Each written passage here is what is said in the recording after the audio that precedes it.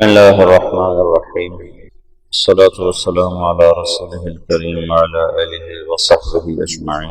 أما بعد. مولانا صاحب رحمۃ اللہ علیہ نے فرمایا کہ میں نے اللہ سے 3 دعائیں مانگی جو قبول ہوگی۔ ایک یہ کہ اس کام کی انتہا ہدایت پر ہوگی، اللہ اسی کو ہدایت عامہ تامہ کے لیے ذریعہ بنائے، کسی اور چیز میں لگے بغیر، کسی اور چیز کے اضافے کے بغیر۔ 1993-94 میں کچھ اختلاف ہوئے بڑوں میں، اور یہ شروع سے چلی آ رہی ہے بات، کوئی نئی نہیں۔ صحابہ کا جو اختلاف ہے اس کی ایک حکمت یہ ہے کہ ہمیں اختلاف کرنے کا بھی طریقہ ہے کہ اختلاف کرنا کیسے ہے۔ جو بہت سی حکم میں سے ایک حکمت یہ ہے کہ جو صحابہ میں اختلاف ہوا اور جنگ تک نوبت پہنچی، چونکہ آئندہ امت نے آپس میں اختلاف کرنا تھا، جو فساد تک بھی پہنچنا تھا، اور ان میں اختلاف نہ ہو یہ دعا قبول بھی نہیں ہوئی تھی۔ تو جب میرا کسی سے اختلاف ہوتے ہوتے لڑائی تک بھی چلا جائے تو اس میں مجھے کیا کرنا چاہیے؟ مثلا جب جمل کی جنگ میں حضرت علی کو فتح ہوا تو مفتوح پر غصہ بھی ہوتا ہے اور طاقت بھی حاصل ہو چکی ہوتی ہے، تو فاتح بے دریغ خون بہاتا ہے۔ تو آپ نے فرمایا کہ نہ کسی بھاگنے والے کو قتل کیا جائے، نہ اس کا پیچھا کیا جائے، اور نہ مال جو چھوڑ گئے ہیں اسے لوٹا جائے، نہ اسے مال غنیمت بنایا جائے۔ یہ کتنا بڑا درس ہے، کتنا بڑا سبق ہے یہ۔ جب 132 ہجری میں بنو عباس غالب آئے تو اختلاف میں کیا ہونا چاہیے اس کا بھی عمل موجود ہونا ضروری تھا، تاکہ تجاوز کرنے والوں پر حجت قائم کی جا سکے۔ تو یہ جو جنگیں ہیں صحابہ کی آپس میں، یہ ایک درس عظیم ہے دو قوتوں کے آپس میں۔ ان طائفتان من المؤمنین اقتتلوا، خود اس میں اشارہ ہے کہ یہ ہوتا رہے گا۔ تو علی بن عبداللہ جو تھا ابو جعفر کا چچا، اس نے جب دمشق فتح کیا تو بنو امیہ کی جو موجودہ نسل تھی اس کا جرم تو نہیں تھا بنو ہاشم کو قتل کرنا، وہ تو ذوف کے زمانے میں پکڑے گئے، انہوں نے معافی مانگی تو اس نے ان کو معاف کر دیا۔ پھر ایک شاعر آیا اور اس نے آ کر امام زید بن زین العابدین کے قتل کا واقعہ اشعار میں بیان کیا، جو ہشام کے زمانے میں شہید کیے گئے، پھر ان کی لاش کو سولی پہ لٹکایا گیا۔ تو یہ حضرت زین العابدین کے بیٹے ہیں، ان کی والدہ سندھی تھی، سندھ کے لونڈیوں میں وہ آئی تھیں، اس سے وہ تھے۔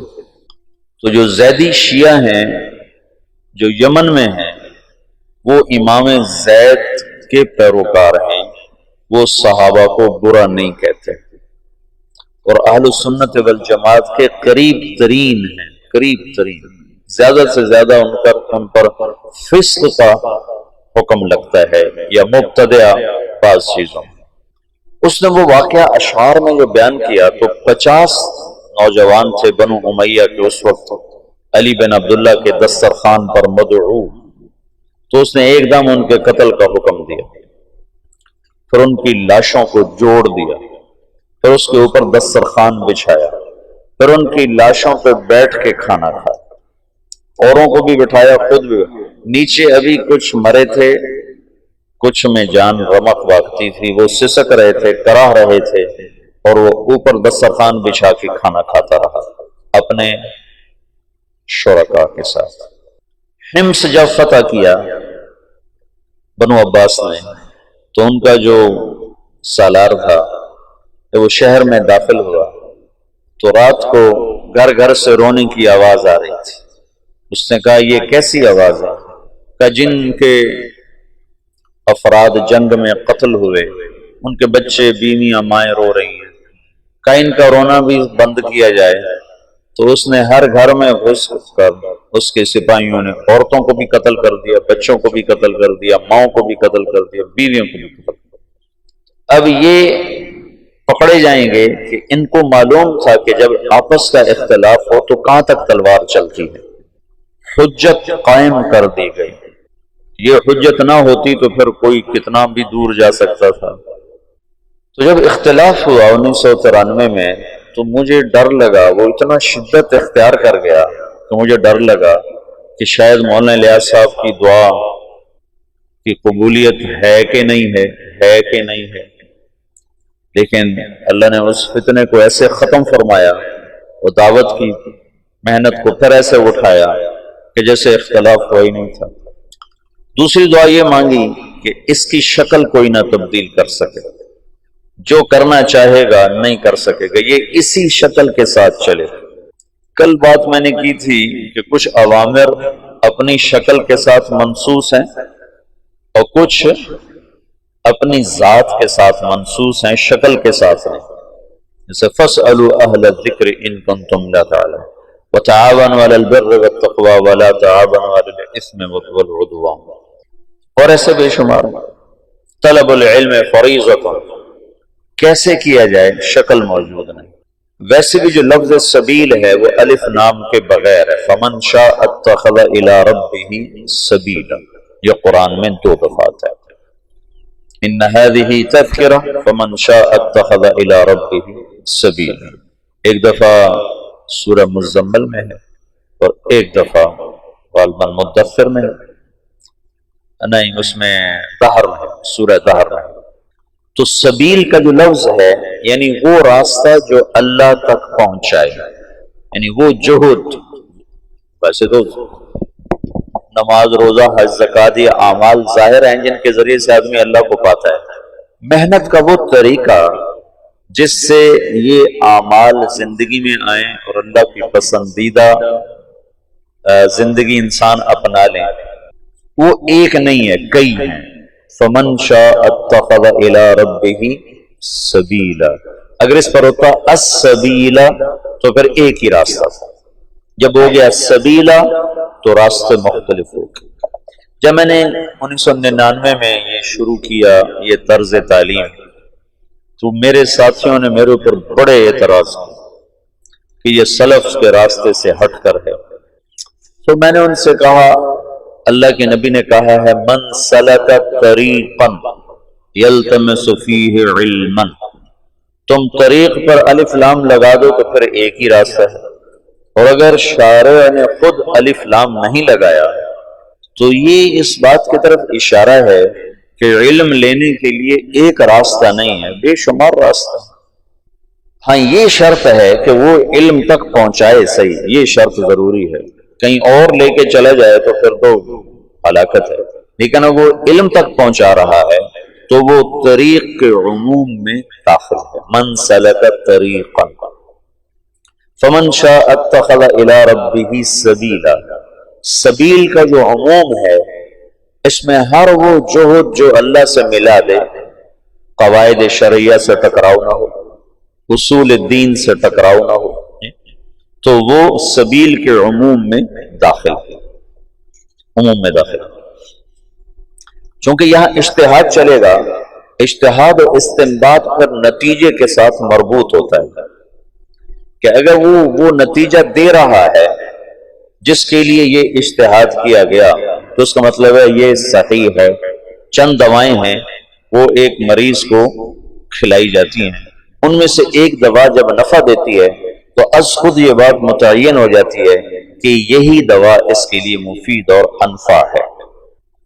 سبیل کا جو عموم ہے اس نے سارے طرق جو اللہ کی طرف پہنچاتے ہیں، لَنَهْدِيَنَّهُمْ سُبُلَنَا، ان کا اثبات کر دیا کہ یہ سب راستے۔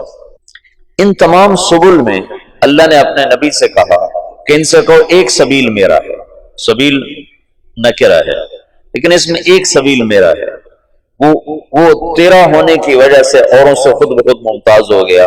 قل هذه سبیلی، هذه انگلی رکھو، انگلی رکھو، دل کا نہ کرو، هذه کے ساتھ، اس میں اشارہ قریب کا ہے نا، انگلی رکھنے سے متعین ہو گیا کہ یہ سبیلی کیا ہے، ادعو الی اللہ، میں اللہ کی طرف بلاتا ہوں۔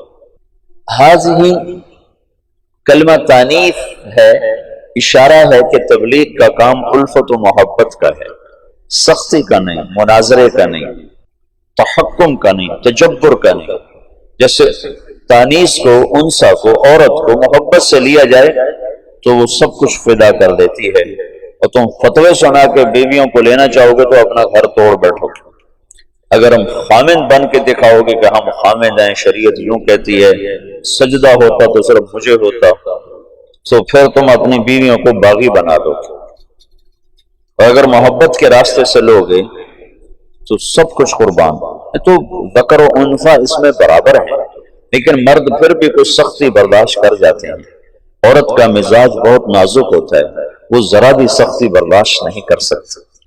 تو حال ہی میں اشارہ ہے کہ یہ کام الفت و محبت سے چلتا ہے، یہ ڈنڈے سے نہیں چلتا ہے۔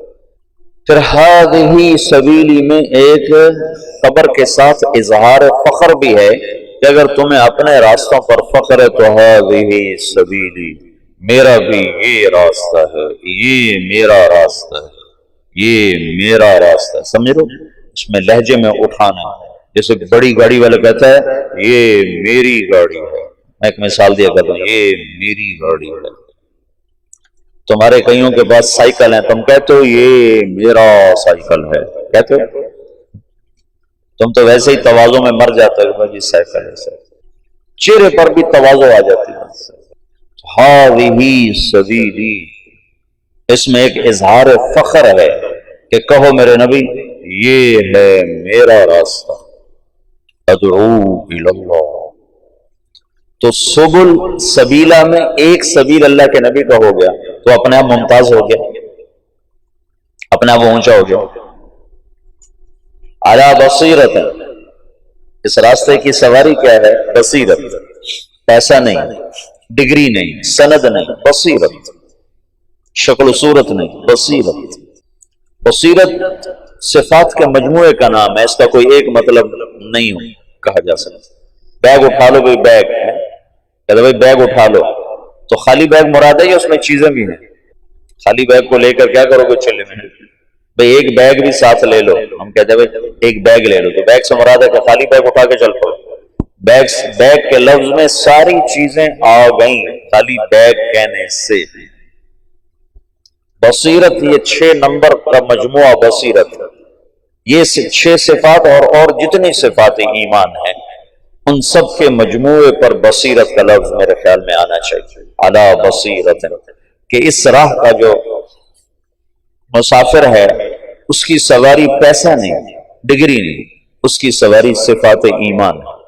پھر یا رسول اللہ آپ اکیلے ہو کر؟ نہیں، اکیلے نہیں، امت کو شریک کرنے کے لیے آنا کا اضافہ ہے۔ آنا جیسے ریلوے انجن آ کر ڈبوں کو پکڑتا ہے، اس میں ایک ہک لگا ہوتا ہے، وہ آ کر ایسے ڈبوں میں فٹ ہوتا ہے اور سارے ڈبوں کو کھینچ کے کراچی لے جاتا ہے۔ تو یہ آنا وہ ہک ہے جو ایسے آ کے پوری امت کے ڈبوں میں پھنسا ہے۔ وَمَنِ اتَّبَعَنِي، جو میرے اتباع ہیں، اور جو یہ کہتے ہیں ہم اتباع محمد صلی اللہ علیہ وسلم ہیں، ان کا کام بھی دعوت الی اللہ ہے۔ وَمَنِ اتَّبَعَنِي، اکیلا نہیں ہوں، میرے ساتھ میری امت شریک۔ وَسُبْحَانَ اللہ، پہلے اللہ یہاں لے گیا داعی کو، دعوت جیسا کام ہی کوئی، دعوت جیسی جہد ہی کوئی، کہ یہ نبیوں کا اور نبیوں میں آخری نبی کا بطور فخر و تباہی یتباہا بہی، بطور تشکر اور تفاخر ہے کہ اللہ نے مجھے یہ عزت والا کام دیا ہے، تو کہیں میں بھی اپنے آپ میں عجب میں مبتلا نہ ہو جاؤں۔ تو وسبحان اللہ، وسبحان اللہ۔ سبحان اللہ کا مطلب کیا ہے؟ کہ اللہ تیری طرف بلانے کا حق کون ادا کر سکتا؟ تو سبوح قدوس، میں عبد ضعیف، میں تیری تقدیس و تحمید و تحلیل و تکبیر اور تیری طرف بلانے کا حق میں کہاں ادا کر سکتا ہوں؟ وسبحان اللہ، اللہ کی تنزیہ اور اپنا اعتراف تقصیر کہ اللہ میں مقصر ہوں، میں معترف ہوں ابوء لک بنعمتک علی و ابوء بذنبی وسبحان اللہ، کہ میں بڑا نہیں ہوں، کام بہت بڑا ہے اور میں اس کا حق ادا نہیں کر سکتا، اور اس جہد کی ادائیگی میں کس مقام پر کھڑا ہوں؟ وما انا من المشرکین، میں 33 نمبر پر کھڑا ہوں، 33 نمبر۔ آپ میں پاس والا کتنے نمبر کو ہوتا ہے؟ کم رقم 40۔ جو لڑکا 40 نمبر لیتا ہے وہ کوئی زیادہ خوش نہیں ہوتا ہے، نہ ہی اس کے استاد اس پہ خوش ہوتے ہیں، نہ وہ اپنی ذات میں خوش ہوتا ہے، نہ اس کے ساتھیوں میں وہ کو قابل فخر ہوتا ہے۔ ہمارے اسکولوں میں 33 نمبر ہوتے ہیں، 33 نمبر والا ایسا پاس ہوتا ہے کہ اسے پاس ہونے کی مبارک ہی نہیں دے سکتے۔ وہ مبارک ہو آپ پاس ہو، کہتے جو کی پاس ہے بس ایم ہی ہو گئے، نہ اس کو خوشی ہوتی ہے کہ میں پاس ہوا ہوں، اور نہ اس کے اہل کو خوشی ہوتی ہے کہ ہمارا بچہ پاس ہو گیا ہے۔ لیکن فیل ہونے کا عیب اسے نہیں دیا جا سکتا، فیل ہونے کا تانا اسے نہیں دیا جا سکتا، فیل ہونے کا عیب اس پر نہیں لگایا جا سکتا۔ تو وما انا من المشرکین میں کیا ہے کہ میرے پاس آخری درجہ ہے کہ میں شرک نہیں کرتا، میں شرک سے پاک ہوں، باقی میں مقصر ہوں۔ یہ آخری دو جملے بہت خوبصورت انداز میں یوں برابر کر دیتے ہیں۔ اوپر والا حصہ بہت اونچا تھا تو اس کو نیچے لانے میں اللہ نے دو جملوں کے ساتھ تم اپنی ہستی نہ بھولنا، اپنی حیثیت اوقات نہ بھولنا، تم تو یہ کہو وما انا من المشرکین کہ یا اللہ میرے پاس آخری درجہ ہے کہ میں شرک نہیں کرتا۔ ایک چودھری حاکم علی تھا چونیا کا، ہماری جماعت گئی چونیا تو لوگوں نے کہا اگر چودھری حاکم کو تبلیغ کرو تو پھر ہم جانے تبلیغ کا کام کوئی کام ہے۔ چودھری حاکم وہاں کا بڑا ذمہ دار اور ڈاکو رکھے ہوئے، چور رکھے ہوئے، چوریاں کروانیاں، ڈاکے ڈلوانے، زمینوں پہ قبضے، جائیدادوں پہ قبضے، ایسا تھا۔ جماعت بھیجی، انہوں نے پتہ نہیں کیا اس سے بات کی، وہ تیار ہو کے آ گیا، 6 فٹ سے زیادہ اس کا قد اور یہاں اس کا جسم، اور بڑی بڑی مونچھیں، کھلا کرتا، کھلا تہمد اس نے پہنا ہوا، تو مسجد میں اس کو لے کر آئے۔ تو مغرب کے بعد بیان تھا تو مغرب سے پہلے وہ آیا، تو ایک طرف ہو کر میں اس کے ساتھ بیٹھا، تھوڑی اس سے بات شروع۔ میری بات سننے کے بعد غالباً اس کو کوئی ندامت ہوئی دل میں، تو وہ مجھ سے کہنے لگا مولوی صاحب وما انا من المشرکین، اس کو ایک واقعہ سے مزید واضح کرنے کی کوشش کر رہا ہوں۔ تو بڑے افسوس کے ساتھ کہنے لگا مولوی صاحب ایک میں شرک کوئی نہیں کیتا، باقی ہر عیب کر چھڑے، باقی ہر عیب کر چھڑے، ایک شرک کوئی نہیں کیتا، کوئی ساڑھی بھی بخشش ہے، کوئی ساڑھی بھی بخشش ہے۔ وما انا من المشرکین کی جو کیفیت میں ہوتا ہے وہ متواضع ہوتا ہے، وہ جھکا ہوا ہوتا ہے، وہ پسا ہوا ہوتا ہے، وہ فخر نہیں کرتا ہے۔ تو سبل بے شمار، سبیل عام ہے، صرف اتنی شرط ہے اصول دین، اصول شریعت سے ٹکراؤ نہ ہو اور وہ اللہ تک پہنچائے، تو وہ سبیل کے عموم میں داخل ہے۔ ان میں ایک سبیل اللہ کے نبی کا ہے، ہذہ سبیلی ادعو الی اللہ، میں اللہ کی طرف بلاتا ہوں، میں اللہ کی طرف بلاتا ہوں۔ تو اب کیسے بلایا جائے یہ متعین نہیں تھا، کیسے بلایا جائے؟ ادعو الی ربک انک علی ھدی مستقیم، ادعو الی سبیل ربک انک علی ھدی مستقیم، ادعو الی ربک، ادعو الی سبیل ربک بالحکمت والموعظۃ الحسنۃ وجادلھم باللتی ہی احسن۔ کیسے کیا جائے؟ تو اللہ تعالیٰ نے مولانا الیاس صاحب پر ایک راستہ کھولا، ایک ترتیب کھولی، پھر اس کا نفع لوگوں نے دیکھا اور تاحال دیکھا اور مسلسل دیکھا۔ تو جب کوئی مؤسس کوئی چیز کو تاسیس کرتا ہے تو جانے کے بعد اس میں کانٹ چھانٹ ہونا شروع ہو جاتی ہے، اس میں بہت سی تبدیلی آ جاتی ہے۔ تو مولانا الیاس صاحب کو یہ ڈر تھا کہ اس میں کوئی مجتہد نہ آ جائے، مجتہد نہ آ جائے، تو ایک دعا یہ مانگی کہ یا اللہ اس میں کوئی تبدیلی نہ کر سکے۔ تو یہ دعا قبول ہوئی اور کہا کہ اس میں جو تبدیلی کرنا چاہے گا ہو نہیں سکے۔ سب سے پہلے اس کی کوشش ہوئی مولانا یوسف صاحب کے، مولانا الیاس صاحب کے انتقال کے ساتھ ہی مولانا علی میاں رحمۃ اللہ علیہ جیسے علم کے پہاڑ، مولانا منظور نعمانی صاحب رحمۃ اللہ علیہ جیسے علم کے پہاڑ، دونوں حضرات کی میں نے زیارت کی ہے، اور اللہ گواہ ہے جتنے بڑے وہ علم میں تھے اتنے ہی بڑے وہ تواضع میں تھے، ان کے چہرے پر ہی تواضع تھی۔ عجب، جس نے حضرت رائے پوری کی صحبت اٹھائی ہے اس کے اندر تواضع ایک وصف خاص بن کے ابھرا ہے۔ جب میں نے مولانا علی میاں کو دیکھا تو میں حیران ہو گیا، میں نے کہا یہ آدمی ہے جس کی دھوم سارے عالم میں مچی ہوئی۔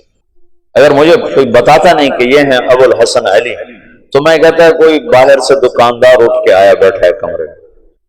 اتنا مطلب چہرے پر ہی ایسی تواضع، ایک آنکھ ان کی ضائع ہو گئی تھی پڑھ کے۔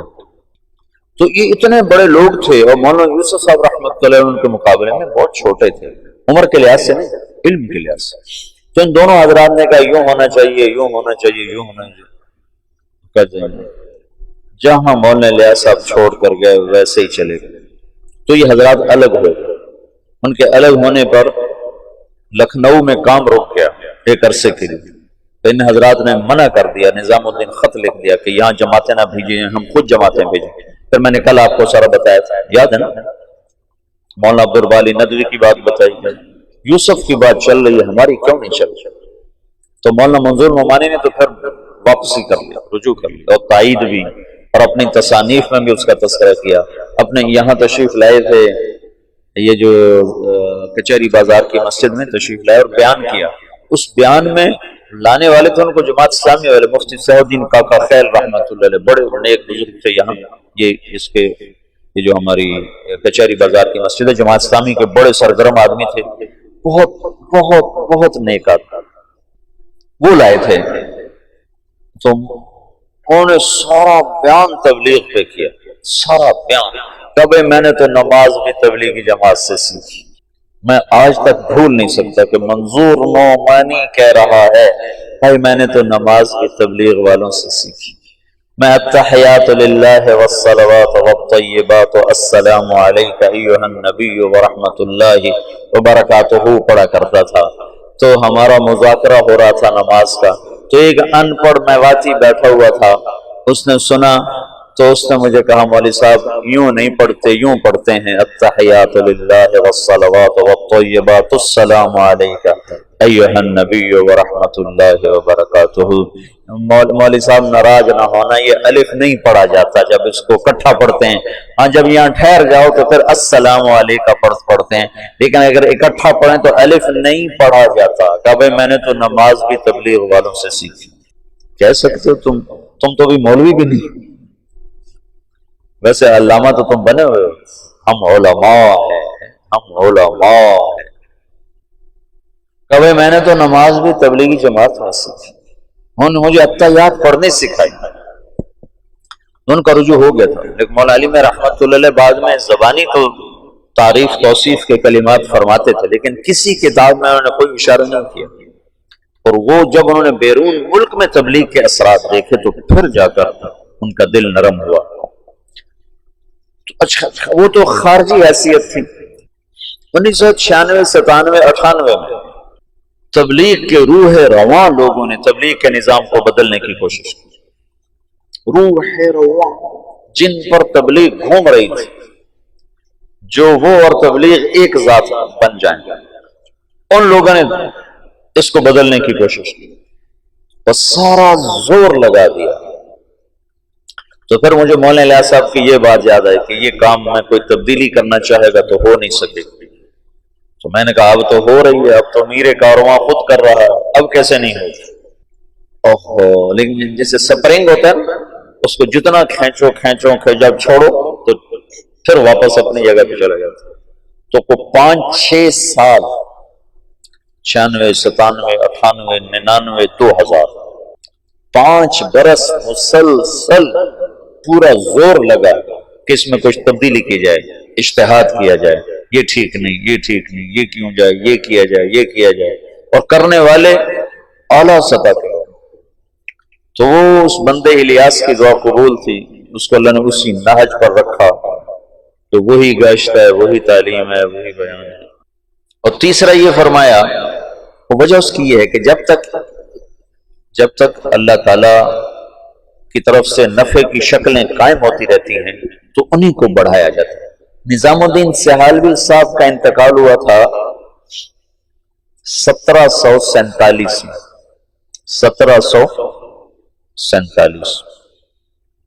ہم نے بہت کچھ بدلا، لیکن ابھی بھی زیادہ انہی کی صرف ابتدائی عربی کا نصاب بدلا ہے، قدوری نظام الدین سہالوی کی تجویز کردہ ہے، اور ہدایہ نظام الدین سہالوی کی تجویز کردہ ہے، اور اوپر والی اصول فقہ، اصول حدیث کی کتابیں ساری ان کی تجویز کردہ ہیں، اور یہ احادیث کی کتابیں ساری انہی کی تجویز کردہ ہیں۔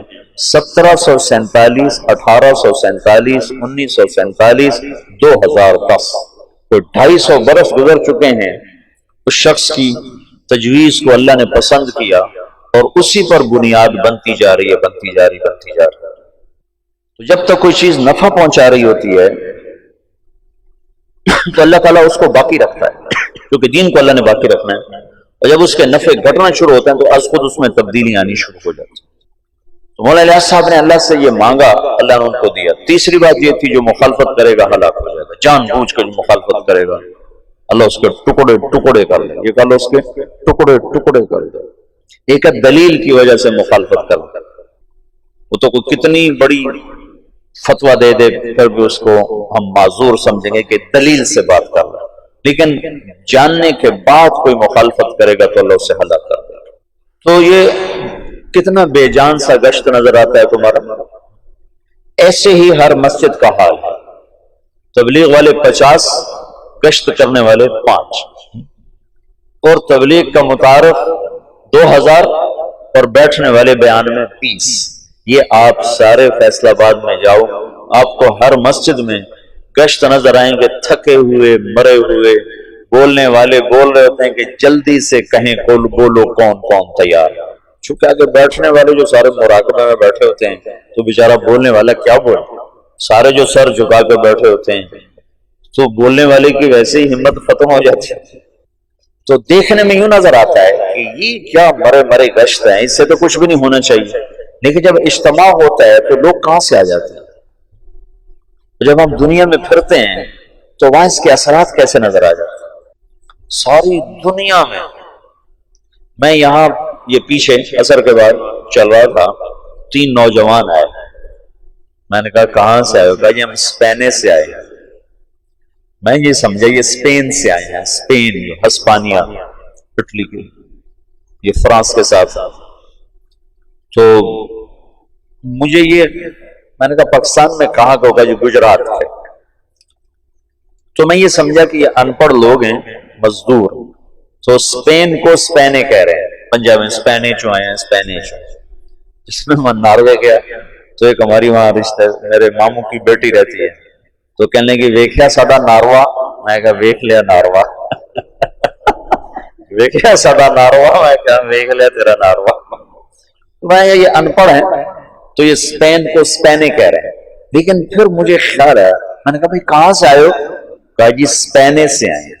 پھر ان کا اسپینے سے، پھر مجھے شرم آئی کہ میں ان کو ٹوکوں، پتہ نہیں یہ غلط کہ میں غلط۔ میں نے تیسری دفعہ کہا، میں نے کہا کہاں سے آئے ہو؟ تو وہ سمجھ گئے کہ ان کو پتہ نہیں چل رہا۔ تو کہنے لگے مولانا صاحب اسپینے ایک جزیرہ ہے جو جاپان سے بھی اوپر ہے، جاپان کے اوپر، امریکہ کے تابع، اور وہاں سے آئے ہیں۔ وہاں سے جاپان سے 3 گھنٹے کی فلائٹ ہے۔ تو میں نے کہا ادھر کدھر آ گئے، میرے پاس کیسے آ گئے؟ کہا جی آپ کی کیسٹیں وہاں بھی چل رہی ہیں۔ کہا ادھر کیسے چلے؟ کہا ادھر تبلیغ کا کام ہو رہا ہے۔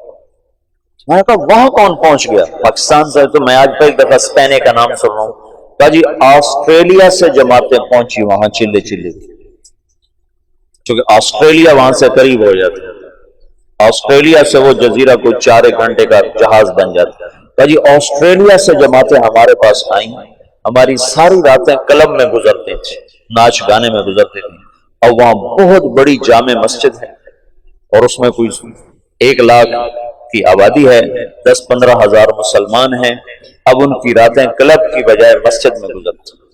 اور ہمارے امام صاحب ہیں بنگالی، وہ کہیں سے آپ کی کیسٹیں لائے تھے جب بنگلہ دیش گئے تھے، تو اس کے بعد سے آپ کی کیسٹیں وہاں بہت چل رہی ہیں، اور آس پاس جتنے جزیرے ہیں سب میں تبلیغ کا کام ہو رہا ہے۔ اب بتاؤ کوئی مدرسہ یہاں تک پہنچ سکتا ہے؟ کوئی خانقاہ یہاں تک پہنچ سکتی؟ اور دیکھنے میں یہی گشت تمہیں نظر آ رہے ہیں، تم بادیوں نظر میں دیکھو گے تو کہو گے یہ کیا ہے۔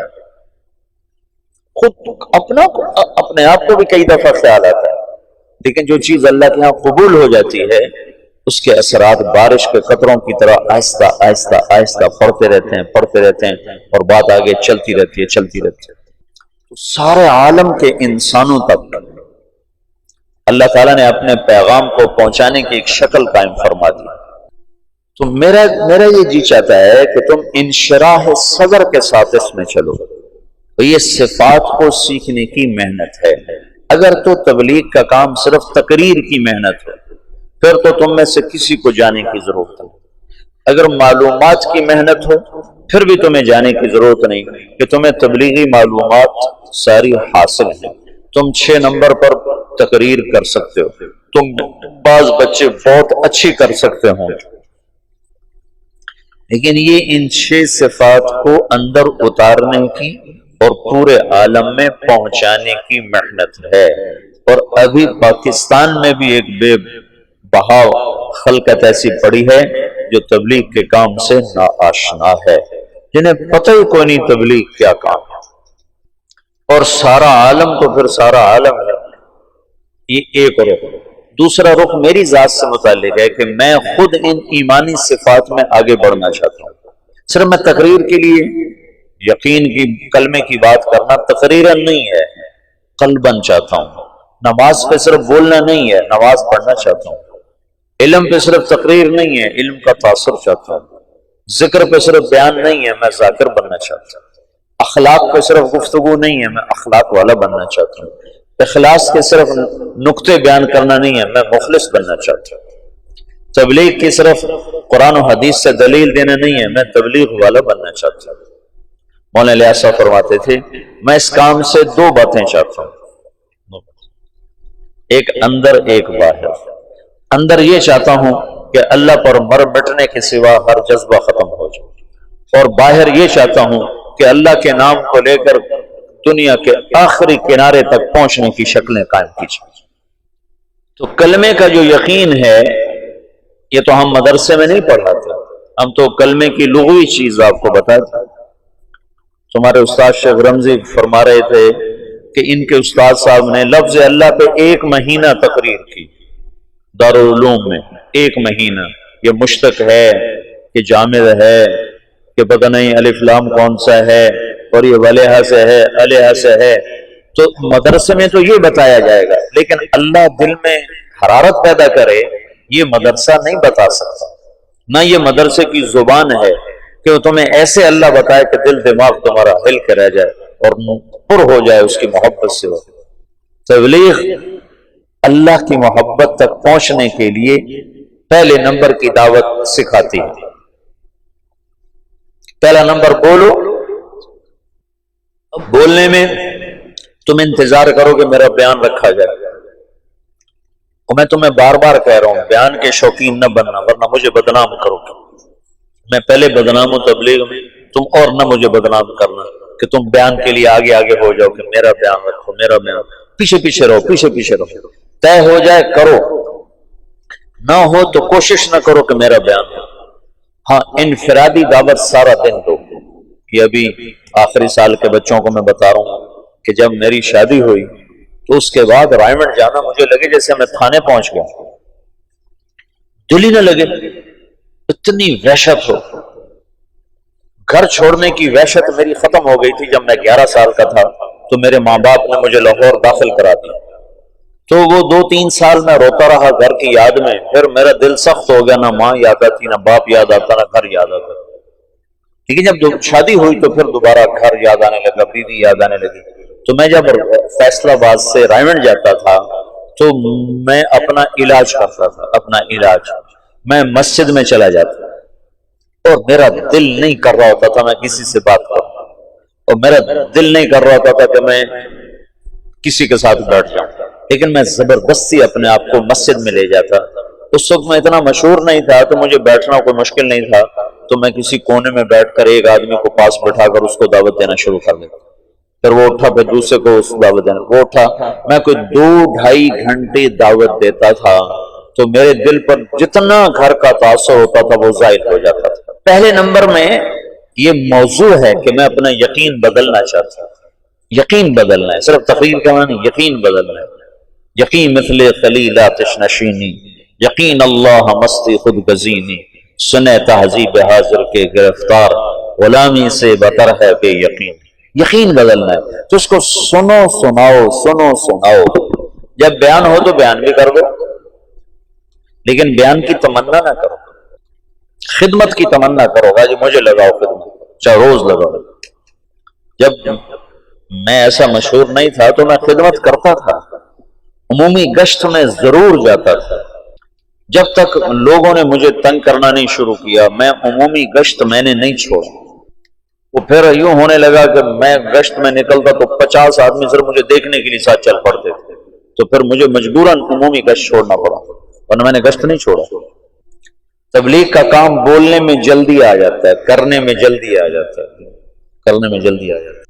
تو لوگ سمجھتے ہیں ہمیں تبلیغ آ گئی ہے، مرتے دم تک جاہل بنا کے سنو اور محنت کرو، کوشش کرو۔ یہ میرے ساتھ چلے میں تھے مدرسے کے بچے، ایک احترام تھا اور ایک اور کون تھا، نہیں میرے چلے میں جب میں نے چلے لگا، کچھ تلمبے کے تھے، تلمبا جو مدرسہ ہے اس کے تھے، تو ہم گئے پاک پتن میں آج تک کبھی کوئی نقد آدمی لے کر نہیں آیا، اور ہم وہاں سے 70 آدمی چلے کے لے کر آئے، تو سارے رائمنڈ والے حیران پریشان ہو گئے، انہیں خیال ہے کہ شاید وہ جھوٹ بول کہ اتنا مبالغہ کر کہ نقد سال والے اور نقد چلے والے، 3 چلے والے۔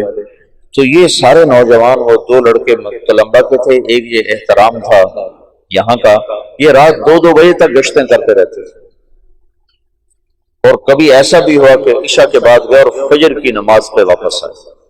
بیانوں سے نہیں لوگ 70 تیار ہوئے چلنے کے لیے، یہ گشتوں سے تیار ہوئے۔